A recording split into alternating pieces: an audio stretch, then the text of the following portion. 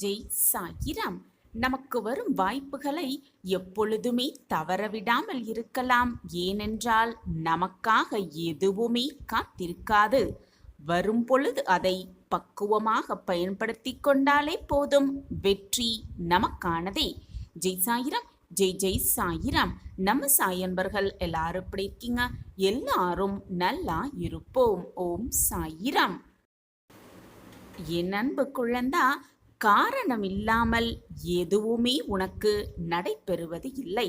காரணத்தோடுதான் எல்லாமே நடக்கிறது என்பதுதான் உண்மையிலும் உண்மை. அதே போல ஏதோ ஒரு காரணத்திற்காகத்தான் இப்பொழுது இந்த பதிவும் உன் கண்களுக்கு பட்டிருக்கிறது. நம்பிக்கையோடு இது கேள். ஏதோ ஒரு பெரிய அற்புதம் உன் வாழ்வில் நடக்கத்தான் போகிறது. எப்பொழுதுமே தோல்வி பற்றிய பயத்திலேயே இருப்பதை விட முயற்சி என்ற ஆபத்தை ஒரு முறையேனும் எதிர்கொள்வதே வாழ்வில் மிகப்பெரிய ஒரு சிறந்த விஷயமாகவே இருக்கும். எனவே முயற்சி செய்து கொண்டே இருக்கலாம். தோல்வி அடைந்து விடுவோமோ என்ற கவலை உன்னுடைய நாளைய துன்பத்தை போக்கப் போவதே இல்லை. வருவது வந்தேதான் தீரும். ஆனால் அது இன்றைய சந்தோஷத்தை அழித்துவிடும் என்பதுதான் உண்மையிலும் உண்மை. ஆம் குழந்தையே, நீ அடையும் தோல்விகளுக்கு இன்னொருவரை காரணம் எப்பொழுதுமே சொல்லாதே. அனைத்திற்கும் காரணம் நீயாகத்தான் இருப்பாய். உன்னுடைய தோல்விக்கு பின்னால் நீ மட்டும்தான் இருக்கிறாய். காரணக்கர்த்தாவே நீயாக இருக்கும் பொழுது மற்றவர்கள் மேல் பழி சொல்வதில் எதுவுமே ஆகப்போவது இல்லை. ஆனால் உன்னுடைய வெற்றிக்கு பின்னால் நீ அனுபவித்த வலிகளும் தோல்விகளும் தான் மிக மிக அதிகமாக இருக்கும். இதுதான் உண்மை. தோல்விகளுக்காக பயப்படாதே. நீ பெறப்போகும் மிகப்பெரிய வெற்றிக்கான அடித்தளமே உன்னுடைய தோல்விதான் என்பதை புரிந்து கொள். தன்னிடம் இருந்து உதிர்க்கின்ற மலர்களை பற்றி மரங்களும் செடிகளும் எதுவுமே கவலை கொள்வதே இல்லை. அது மலர்ந்து சிரிக்கக்கூடிய புத்தம் புதிய பூக்களை இடைவிடாமல் உருவாக்கி தொடர்ந்து கொண்டேதான் இருக்கிறது. எதுவுமே கவலைப்படுவதே இல்லை. அதே போல வாழ்வு என்பது நாம் இதுவரை இழந்ததை பற்றி நினைத்து கவலைப்படுவது அல்ல. நம்மை விட்டு சென்றதை நினைத்து கவலைப்பட வேண்டிய அவசியமே இல்லை என் குழந்தையே. நீ எவ்வளவு இழந்தாலும் இன்னும் எந்த அளவிற்கு வளர முடியும் என்பதை பற்றியது உன்னுடைய எண்ணமாக இருக்க வேண்டும்.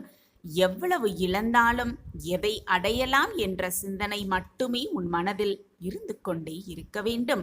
மற்றவர்கள் உன்னை உதாசீனப்படுத்தும் பொழுதோ காயப்படுத்தும் பொழுதோ ஒருபோதும் உள்ளம் உடைந்து வேதனை மட்டும் அடைந்து விடாதே.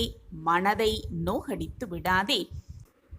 எப்பொழுதுமே அடிவாங்கும் கற்கள்தான் அழகான சிற்பங்களாக மாறுகிறது. அதே போல உன்னை உடைத்து பார்க்க நினைத்தவர்களும் உதாசீனப்படுத்தினவர்களும் உன்னை வணங்கும் நாள் விரைவில் வரும். உன்னை புரிந்து கொள்ளும் நாளும் மிக மிக விரைவாக வந்து சேரும். வாழ்வில் எப்படிப்பட்ட கடுமையான சூழ்நிலையை எதிர்கொள்ள நீ நேர்ந்தாலும் கூட, நீ எதிர்கொள்ள சூழ்நிலை உனக்கு வந்தாலும் கூட, உன்னுடைய தன்னம்பிக்கையையும் துணிச்சலையும் மட்டும் எப்பொழுதுமே இழந்து விடாமல் இரு. தைரியமாக இரு. நான் உன்னோடு இருக்கிறேன். அதே போல எந்த சூழ்நிலையிலும் எதிர்த்து நிற்கலாம். தன்னம்பிக்கையும் துணிச்சலும் மட்டும் உன்னோடு இருந்தாலே போதும். எதையுமே உன்னால் எதிர்த்து நிற்கக்கூடிய தைரியம் உனக்கு தானாகவே வந்துவிடும். ஆம் குழந்தையே, நான் உன்னோடு தான் இருக்கிறேன். உன்னை நீ எப்பொழுதும் புதுப்பித்து கொண்டே இரு. இன்று போல் நாளை இருப்பதில்லை. நாளை போல் வேறு ஒரு நாள் இருந்துவிடப் போவதும் இல்லை. எல்லாம் சில காலம்தான். எல்லாமே சில நேரம்தான். யாராக இருந்தாலும் அறம் என்பது ஒன்றுதான். இதற்கு யாருமே விதிவிலக்கு அல்ல. பொலிவான முகத்தை, தெளிவான முகத்தை தான், தெளிவான சிந்தனையை, நல்ல எண்ணத்தை தான் நான் உன் முகத்தில் தினம் தினம் பார்த்து கொண்டே இருக்கிறேன். உன்னுடைய நல்ல எண்ணமே, உன் நேர்மையே உன்னை வழிநடத்தி செல்லும். உனக்கான நல்ல வாழ்வை உனக்காகவே கொடுக்கும். உனக்கான நல்ல வாழ்வு உனக்காகவே காத்து கொண்டிருக்கிறது.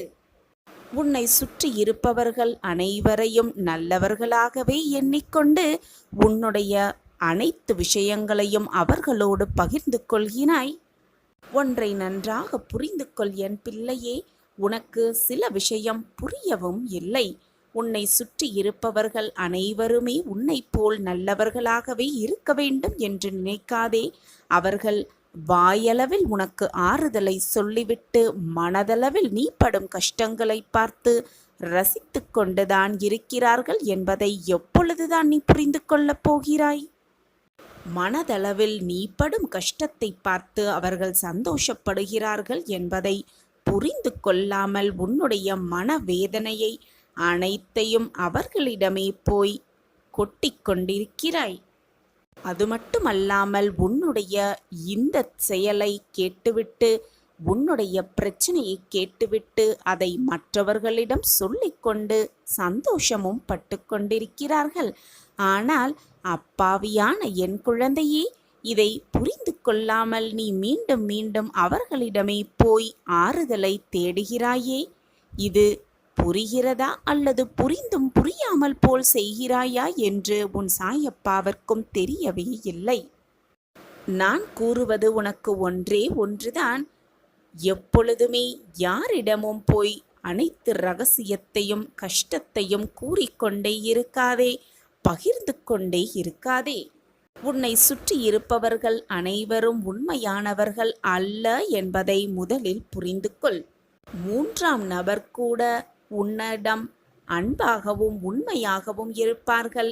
ஆனால் உன்னை சுற்றி இருப்பவர்கள்தான் உனக்கு மிக மிக அதிகமாக துரோகத்தை இழைப்பார்கள். இதுதான் மனிதனின் மனம். அதுபோலத்தான் பல பேர் உன் அருகாமையிலேயே இருந்து கொண்டு உனக்கு பல துரோகத்தையும் பல கஷ்டங்களையும் கொடுத்து கொண்டிருக்கிறார்கள். நீ படும் வேதனையை பார்த்து ரசித்து கொண்டு வாழ்ந்து கொண்டும் இருக்கிறார்கள். அவர்கள் யார் என்பதை மிக சரியான நேரத்தில் நான் உனக்கு அடையாளம் காட்டுகிறேன். உனக்கான ஆபத்து உன்னை சுற்றி இருப்பவர்களால் நிறையவே இருக்கிறது. எனவே முதலில் கவனமாக இருக்க பழகிக்கொள். எது வந்தாலும் என்னதான் நிகழ்ந்தாலும் சாயப்பா எனக்கு உறுதுணையாக இருக்கிறார் என்ற மன அமைதி மட்டும், மன தைரியம் மட்டும் உன்னிடம் இருந்தால் போதும். நீ நினைப்பது போல் எல்லாமே உனக்கு வசமாகும்.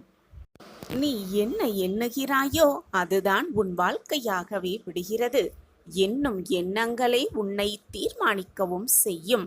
இனிமையான எண்ணங்களோடு இந்த உலகில் மகிழ்ச்சியுற்று வாழ பேராசை என்பதை ஒழித்து மன நிம்மதி என்ற விலை மதிப்பெற்ற செல்வம் பெற முயன்று கொண்டே இரு. மன நிம்மதியோடு இரு. தேவையானதற்கு மட்டுமே ஆசைப்படு. உனக்கு கிடைத்ததை வைத்துக்கொண்டு சந்தோஷமாக வாழ பழகிக்கொண்டாலே நீ ஏமாற்றத்தை முற்றிலுமாக தவிர்த்துவிடலாம். மற்றவர்களை பார்த்து கோபப்படுவதோ பொறாமைப்படுவதோ சகித்து கொள்வதோ, நமக்கெல்லாம் அவர்கள் போல் வாழ்வு கிடைக்கவில்லையே என்று ஏங்கி தவிப்பதோ வேண்டாத செயல்.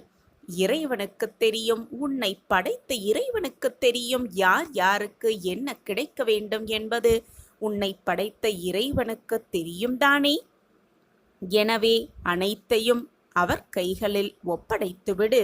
உனக்கு தேவையானது தேவையான தருணத்தில் தேவையான நேரத்தில் எல்லாமே உனக்கு சுகமாக கிடைக்கும்படி நான் வழிவகை செய்வேன். நீ ஏங்கும் விஷயம், உன் மனதில் இவ்வளவு ரணங்களை ஏற்படுத்தியிருக்கும் விஷயம் உன் வாழ்க்கைக்கு எவ்வளவு தேவையானது என்பது உன் சாயப்பாவிற்கு தெரியாமல் சென்று விடுமா? அல்லது எனக்கு புரியாமல் தான் விட்டு விடுவேனா? உனக்கு வேண்டியதை உனக்கு தேவையான தருணத்தில் உனக்கு தேவையான நேரத்தில் எல்லாம் உனக்கு கிடைக்கும்படி நான் வழிவகை செய்து கொண்டுதான் இருப்பேன். என் பாதத்தை வணங்கி நித்தம் நித்தம் சாயியே சர்வதம் என்று நம்பிக்கொண்டிருக்கும் என் பிள்ளையை நான் விட்டுவிடுவேனா?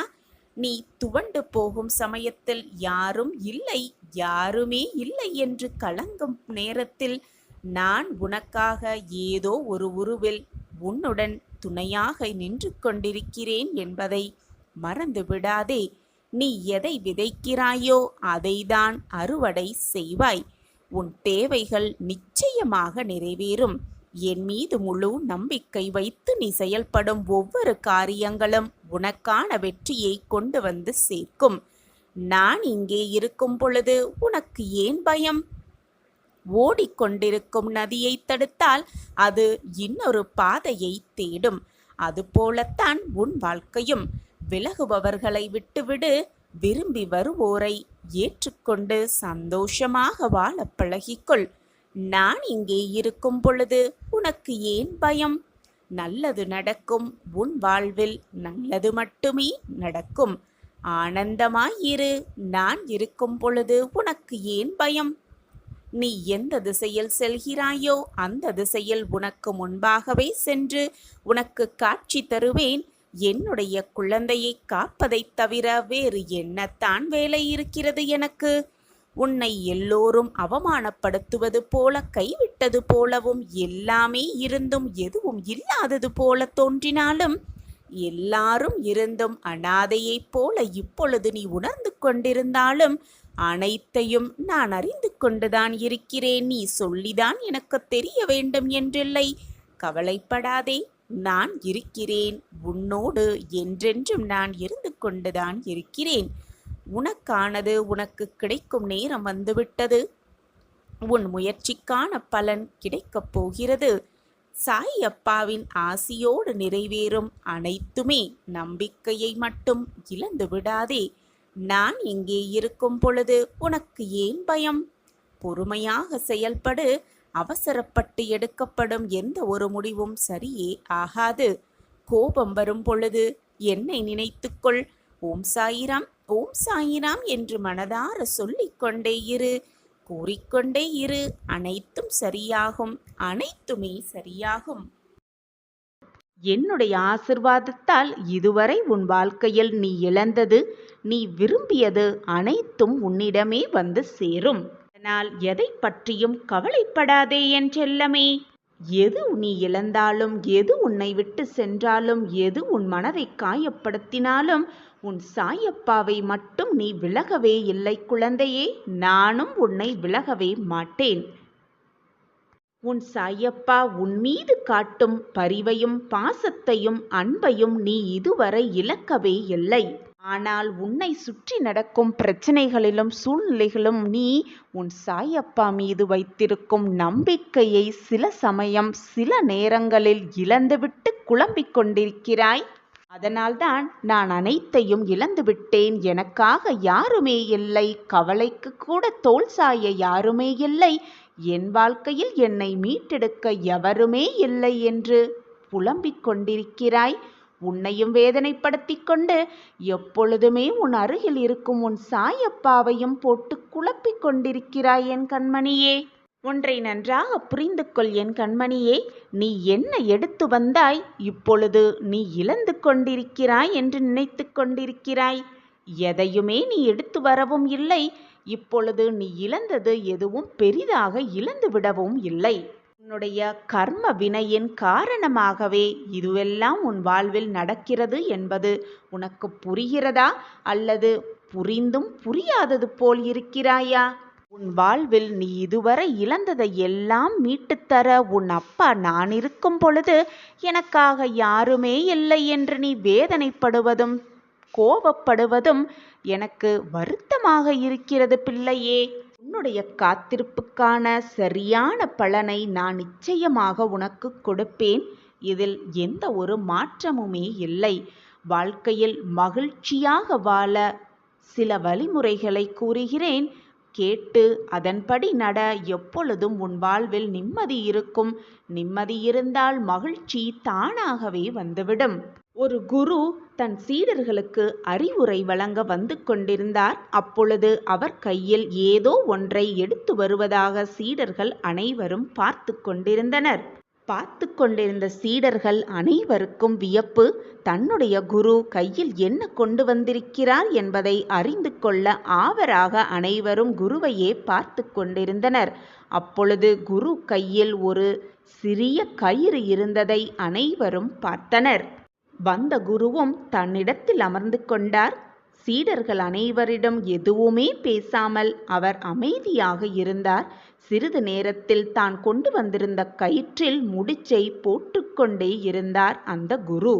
முடிச்சு போட்ட பிறகு தன்னுடைய சீடர்களை நோக்கி அந்த குரு, சீடர்களே, நான் கொண்டு வந்த கயிற்றில் முடிச்சை போட்டுவிட்டேன். இப்பொழுது கூறுங்கள், நான் கொண்டு வந்த கயிறு இதுவா அல்லது வேறு ஏதோ இருக்கிறதா என்று சீடர்களை பார்த்து கேட்டாராம் அந்த குரு. அப்பொழுது கூட்டத்திலிருந்த ஒரு சீடர் எழுந்து, குருவே, இது நாம் பார்க்கும் கோணத்தில்தான் இதற்கு பதில் சொல்ல முடியும். ஒரு கோணத்திலிருந்து பார்த்தால் நீங்கள் கொண்டு வந்த கயிறுதான் இந்த கயிறும் கூட. ஆனால் வேறு கோணத்தில் பார்த்தால் இதில் முடிச்சு போட்டதால் இதன் வடிவமும் அளவும் கூட மாறி இருக்கிறது. எனவே இது வேறு கயிறாக கூட இருக்கலாம். இதில் தவறு என்று எதுவுமே இல்லை என்று கூறினாராம்.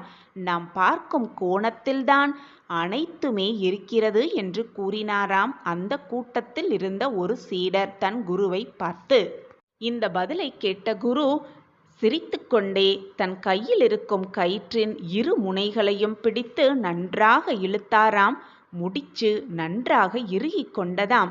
உடனே குரு சீடரை பார்த்து, இப்பொழுது கூறுங்கள், இந்த கயிற்றின் முடிச்சை அவிழ்க்க முடியுமா முடியாதா என்று கேட்டாராம். அப்பொழுது மற்றும் ஒரு சீடர் எழுந்து, இவ்வளவு இறுக்கமாக முடித்தை போட்ட பின்பு அதை அவிழ்க்க எப்படி முடியும் குரு?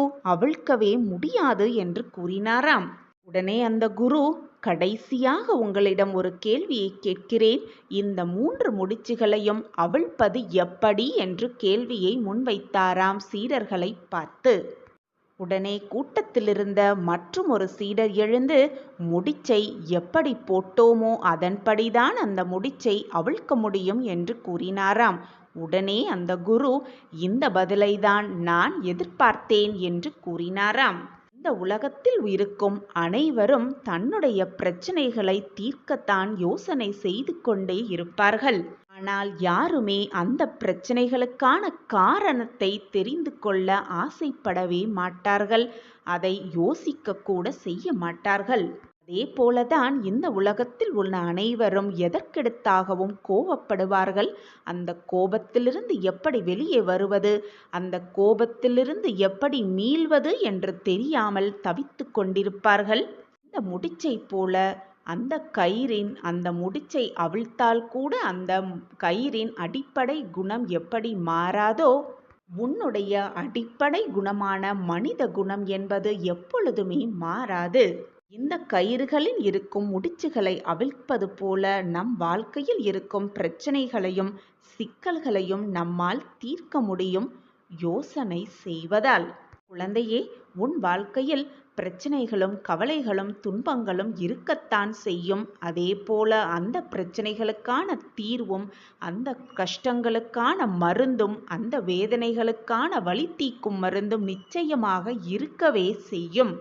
எனவே என் குழந்தையே, உன் வாழ்க்கையில் ஏற்படும் பிரச்சனைகளையும் தோல்விகளையும் பார்த்து பயந்து பயந்து அந்த பிரச்சனைகளுக்காகவே உன் வாழ்க்கையை வீணாக செலவழித்து கொண்டிருக்கிறாய். உன் வாழ்க்கையை வீணாக்கி கொண்டிருக்கிறாய். குழந்தையே, உன் வாழ்க்கையில் நீ போட்ட முடிச்சை நிச்சயமாக அவிழ்க்கலாம்.